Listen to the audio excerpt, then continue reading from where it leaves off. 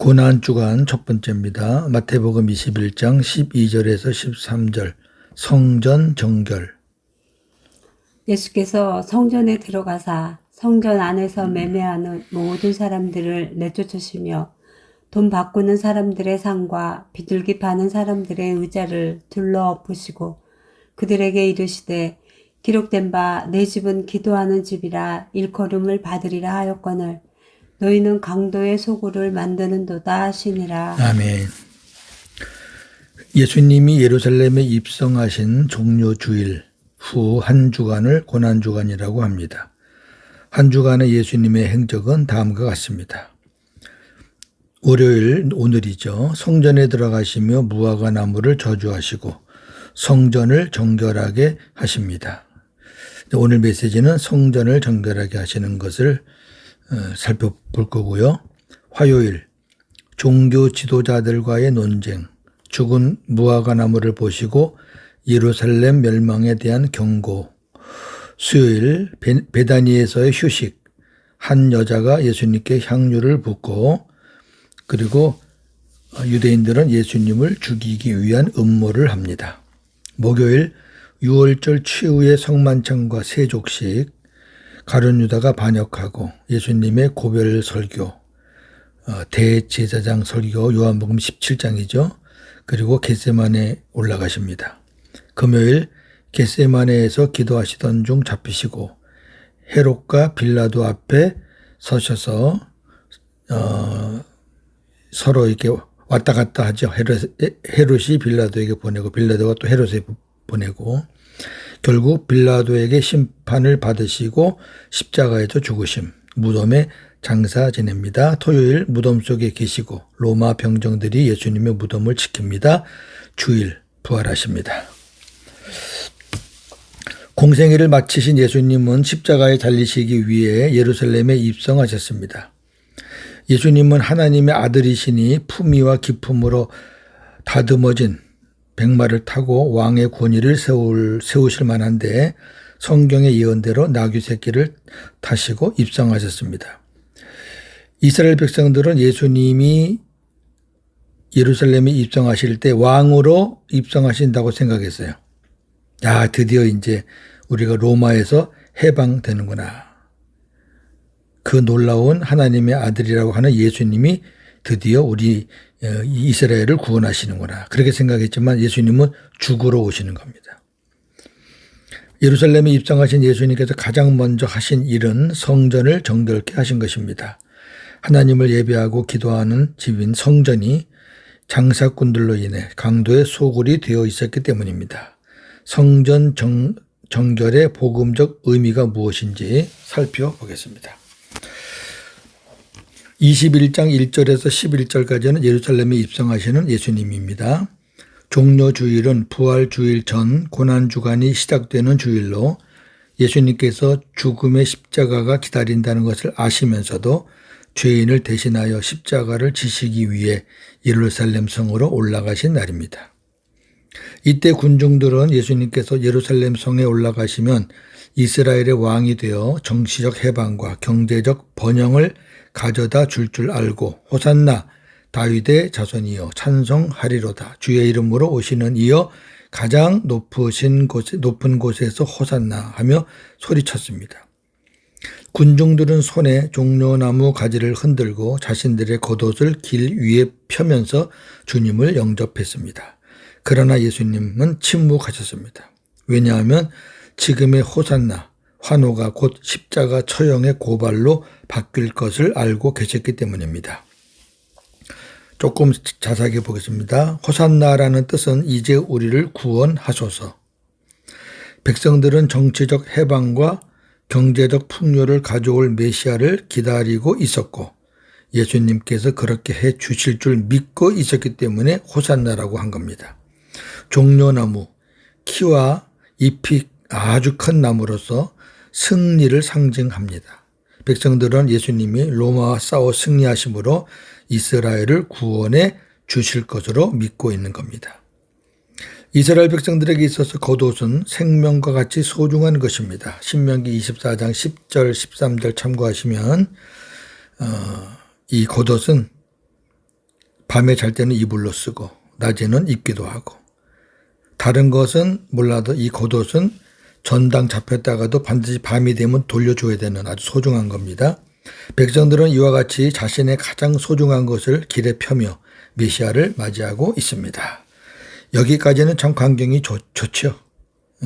예수님의 의도와 백성들의 생각과는 다를지라도 여하튼 여기까지 그림은 참 좋아요. 당시 왕이나 개선 장군들은 백마를 타고 호위병들과 함께 의기양양 입성했지만 예수님은 구약의 예언대로 나귀 새끼를 타고 겸손한 모습으로 입성하셨습니다. 우리가 제일 먼저 배워야 될 것은 예수님의 겸손입니다. 스가랴 9장 9절. 시온에 따라 크게 기뻐할지어다. 예루살렘에 따라 즐거이 부를지어다. 보라, 네 왕이 네게 임하시나니 그는 공의로우시며 구원을 베푸시며 겸손하여서 나귀를 타시나니 나귀의 작은 것 곧 나귀 새끼니라. 아멘. 12절에서 13절 성전을 정결케 하신 예수님, 오늘 본문입니다. 예루살렘에 입성하신 예수님께서 가장 먼저 하신 일은 성전 정결입니다. 성전을 깨끗하게 하셨다고 말이죠. 예수님은 성전에서 매매하는 자들을 내어 쫓으셨습니다. 또한 돈 바꾸는 자들의 상과 비둘기 파는 자들의 의자를 둘러 엎으시며 내 집은 기도하는 집이라 일컬음을 받으리라 하였거늘 너희는 강도의 소굴을 만드는도다 하시며 진노하셨습니다. 무슨 상황인고 하니 당시 대제사장을 중심으로 종교 지도자들은 절기 때마다 성전에서 재물을 판매하고 성전세를 환전해 주는 그 일을 통해서 부정한 수익을 챙기고 있었습니다. 즉 이들은 성전에서 절기를 이용하여 돈벌이를 하였던 것입니다. 이런 겁니다. 절기 때는 이스라엘 전 지역에서 예루살렘으로 다 모입니다. 절기 때는 반드시 제물을 하나님께 드려야 되기 때문에 유대인의 남자들은 한 사람도 빠짐없이 다 제물을 갖고 옵니다. 소, 양, 가난한 사람들은 비둘기까지. 그런데 먼 거리를 오다 보면은 짐승들이 지쳐서 상할 때도 있고 또 오다가 죽을 때도 있을 겁니다. 그런저런 핑계를 가지고 이 대제사장과 결탁을 맺은 이 종교 지도자들 그리고 그 양치기 그런 양의 주인들 이런 사람들이 재물을 파는 겁니다. 왜? 재물이 없으면 안 되니까. 그리고 심할 때는 조그만 흠이 있어도 이건 안 돼. 이건 하나님 앞에 재물이 안 돼. 좋은 걸로 바꿔야 돼. 그래 하나님이 받으셔. 이래가지고 재물을 팔아먹는데 시중가보다 훨씬 비싼 값으로 팔아먹은 겁니다. 그러니까 절기 때 하나님 앞에 제사 드린다는 거룩한 일을 빌미로 자기들이 돈벌이를 했다 그 말이에요. 또 사회에서 쓰는 돈과 성전에 들어와서 드리는 이 돈은 달라요. 이스라엘 백성들이 하나님 앞에 와서 성전세를 드릴 때는 세겔이라는 화폐 단위로 돈을 드리는데 이 세겔은 성전에서만 쓰는 화폐입니다. 밖에서는 드라크마 이런 걸 썼죠. 그러니까 환전을 해야 돼요. 환전을 하는데 몇 배를 챙기고 있었다. 다 결탁해서 그러니까 대제사장들이 사람을 사가지고 결탁해서 그렇게 하고 나중에 자기들이 이제 서로 나눠 먹는 거죠. 기록에 의하면 절기 때마다 이들이 취한 돈의 액수는 지금 돈으로 환산하면 수억에서 수십억이 되었다고 합니다. 예수님은 그들을 강도라고 하셨고 그러한 성전을 강도의 소굴이라고 하셨습니다. 이해가 되시죠? 얼마나 타락했습니까? 예수님의 몸을 상징하는 성전이에요. 그 안에서 하는 짓이 뭡니까 이게 지금.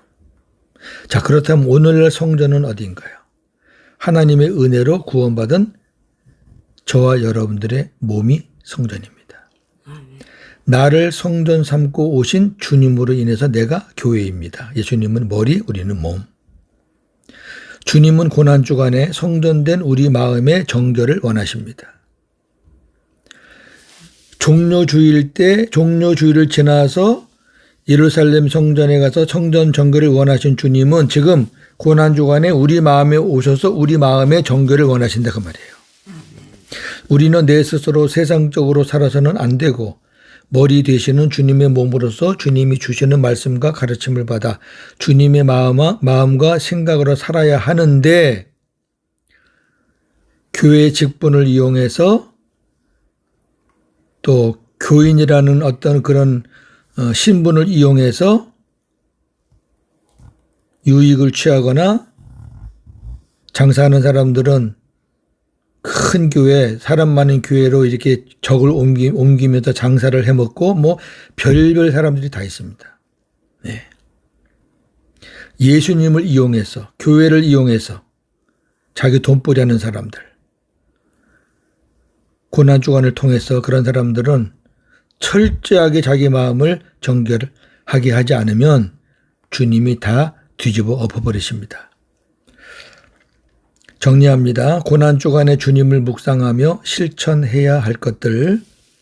첫째, 이스라엘 백성들은 정치적 해방과 경제적 풍요를 가져올 메시아를 기다리고 믿었습니다. 잘못된 거죠. 구원은 관계가 없어요, 이 사람들은. 혹시 나도 세상 부귀와 영화, 성공 등을 이유로 예수님을 믿고 있지는 않는지요.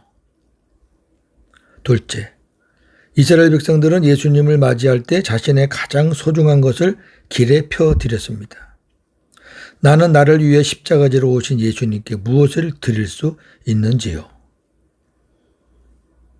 셋째, 성전 정결은 예배당을 깨끗이 청소하라는 것이 아닙니다. 예배당은 성전이 아니기 때문입니다. 주님을 모시고 사는 내 몸이 성전입니다. 그렇다면 주님을 모시고 사는 나의 마음은 기도하는 집인가요? 아니면 세상의 욕심으로 가득 차 있는 강도의 소굴인가요? 넷째, 고난주간을 어떻게 보내야 할까요? 금식, 금욕 이런 거 하면서 무거운 분위기로 지내는 것이 아니라 물론 이것도 개인적으로 은혜 되는 대로 하시는 거지만 그냥 고난주간만 되면 무조건 금식해야 되고 무조건 금욕을 해야 된다는 그런 무거운 분위기 그게 중요한 게 아니죠. 주님이 행하신 일들을 깊이 묵상하면 좋겠어요. 매일매일 일주일 동안 주님이 행하신 그 일들 그리고 겸손한 마음으로 예수님이 나귀를 타고 들어가셨다는 것을 일단 첫 번째 우리가 배워야 될 게 겸손이라고 그랬잖아요. 겸손한 마음으로 말씀과 기도로 경건 훈련을 하면서 주님의 뜻을 헤아립니다. 우리는 늘 주님께 사랑을 달라고만 하는데 주님도 우리의 사랑을 받고 싶어 하십니다. 경건 훈련을 하는데 방해가 되는 것, 주님보다 더 사랑하는 것이 무엇인지 생각해서 그것을 단절하고 생수를 구하며 주님을 더 사랑하는 시간입니다. 고난주간을 복음으로 승리하여 고난의 끝인 부활주일에 영광의 주님을 만나기를 소망합니다. 할렐루야. 오늘도 복음으로 승리하시는 저와 여러분 되기를 주님의 이름으로 축원합니다. 아멘. 하나님 아버지, 고난주간을 보내고 있습니다.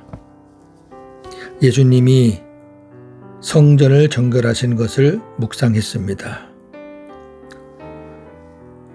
이스라엘 백성들의 종교 지도자라는 대제사장과 또 다른 바리새인 이런 사람들이 절기를 이용해서 성전에서 자신들의 이득을 위해서 강도질, 도덕질을 하고 있었습니다. 얼마나 많은 돈을 뒤로 빼돌렸으면 예수님이 강도의 소굴이라고 그랬겠습니까?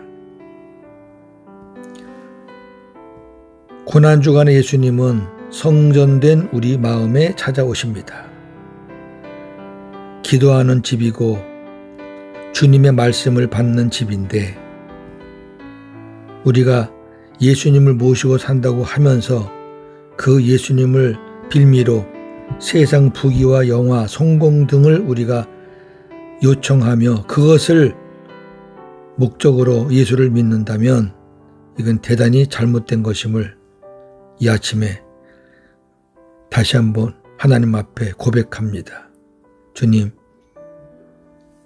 한 주간 동안 말씀과 기도로 경건 훈련하며 주님께서 일주일 동안 행하셨던 모든 발자취 그 의미가 무엇인지 복음적인 그 하나님의 메시지가 무엇인지 깨달으면서 한 주간 복음으로 승리하는 우리 모두가 다 되기를 소망합니다.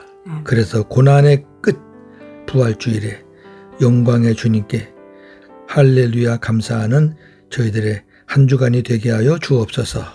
오늘도 복음으로 승리하게 하옵소서. 예수님의 이름으로 기도하옵나이다. 아멘.